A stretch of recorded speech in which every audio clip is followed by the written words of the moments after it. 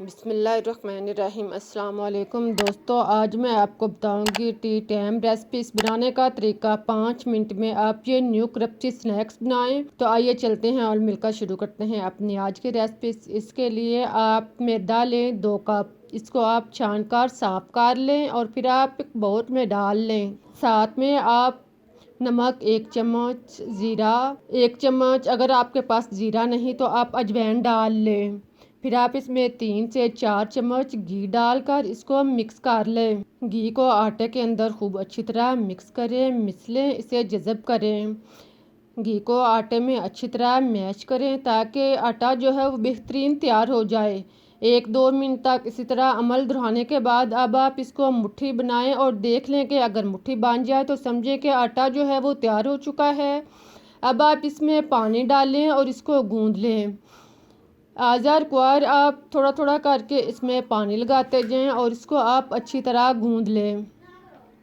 4-5 minute तक इसको आप खूब अच्छी तरह गूंदें, लेकिन आम आटे से थोड़ा टाइट रख कर गूंदें।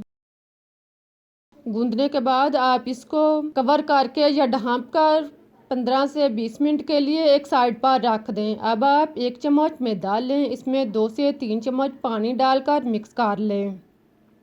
इस तरह का मैदा तैयार करें जो ना ज़्यादा पतला हो ना ज़्यादा गहरा हो। थोड़ा सा मैदा तैयार करके एक साइड पर रख दें। 15 मिनट के बाद आप देखें आटा जो है वो तैयार हो चुका है। इसको दोबारा से 1 से 2 दफ़ा गूंदें और फिर आप इसका बड़ा सा पेड़ा बना लें।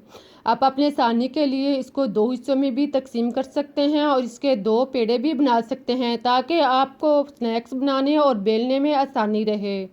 देखें इस तरह आप नॉर्मल से 2 पेड़े तैयार कर लें एक जैसे, और फिर आप इसको बेल लें। बेलने के लिए आप इसके गिर्द आटा लगा लें और नीचे भी आटे का छिड़काव कर लें ताकि बेलने में आसानी हो। इसी तरह आप इसके गोल सी रोटी बेल लें, नॉर्मल सी इस तरह की आप रोटी बेल लें।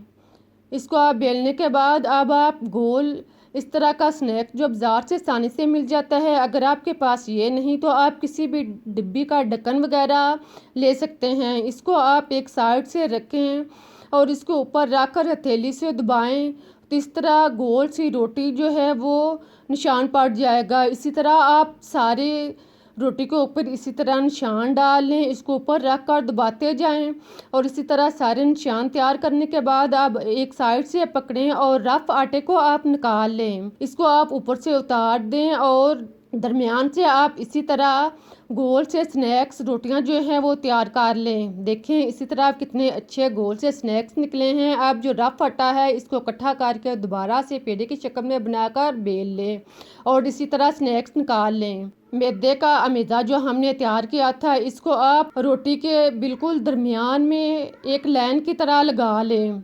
देखें इसको आप चम्मच के साथ या ब्रश के साथ, पितले के साथ या आप किसी भी चीज़ के साथ जो आपके पास हो इसके साथ दरमियान से लाइन में लगाएं और फिर आप इसको एक रोटी जो है पकड़ कर दूसरी रोटी के ऊपर इस तरह रखें कि इसकी लाइन जो है वो एक दूसरे के साथ टच करे।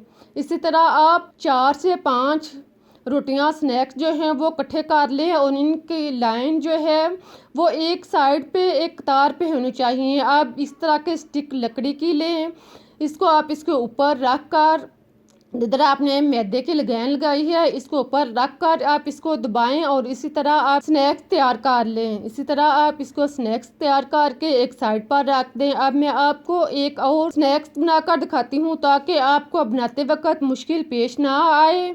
आप दरमियान में लाइन खींचें, इसी तरह थोड़ा सा मैदा लगाएं, ज़्यादा लगाने की ज़रूरत नहीं है। इसी तरह आप 3 से 4 स्नैक्स के ऊपर मैदा लगाएं, इसके ऊपर लाइन खींचिए और फिर इस लाइन को एक दूसरे के ऊपर ऊपर नीचे रख कर मिलाते जाएं। देखें इसी तरह आप मिलाएं और जो सबसे ऊपर रोटी रखनी है इसके ऊपर आपने मैदे की लाइन नहीं लगानी, इसके ऊपर आपने स्टिक के साथ इसको रख कर हल्का सा दबाना है ताकि सारी रोटियां जो हैं वो टच कर जाएं। इसको आपने ज़्यादा ज़ोर से नहीं दबाना ताकि ये दरमियान से टूटे नहीं, ख़राब ना हो। देखें आप इस तरह दबाएं और इसी तरह ये रोटियां जो हैं इसकी तह जो है वो बन जाएगी। इसी तरह सारी स्नैक्स जो हैं वो तैयार करके एक साइड पर रख लें। फिर आप घी या ऑयल गरम करें, कढ़ाई जिसमें आपने फ्राई करना है। इसमें घी इतना होना चाहिए कि स्नैक जो है इसमें मुकम्मल तौर पर डूब जाए। इसको आप नॉर्मल गरम करें, फुल गरम नहीं करें। इसको नॉर्मल गरम करने के बाद आप एक एक करके स्नैक्स इसमें डालते जाएं।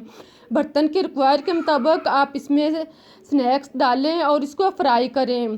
ख्याल रहे कि आपने बर्तन को फुल नहीं भरना, इसका कुछ हिस्सा जो है वो खाली छोड़ना है, ताकि जब स्नैक्स फूलें तो वो अच्छी तरह क्रप्सी तैयार हों और बर्तन जो है इसमें मुनस्सब फ्राई हों। अगर आप ज़्यादा डालेंगे तो स्नैक जो है वो क्रप्सी तैयार नहीं होंगे और मज़े के तैयार नहीं होंगे। इसको आप अच्छी तरह क्रप्सी बनाने के लिए आप इसे नॉर्मल आंच पर फ्राई करें। आप देखेंगे कि जैसे जैसे स्नैक जो है वो गर्म होता जा रहा है तो इसकी तहें जो है वो खुलती जा रही हैं। आप इसको चम्मच के साथ साथ साथ हरकत देते जाएंगे तो इसके हर रोटी, हर स्नैक जो है वो इसकी तह जो है वो खुल जाएगी, लेकिन दरमियान से जिधर आपने लाइन लगाई थी वो उसी तरह जुड़ा रहेगा।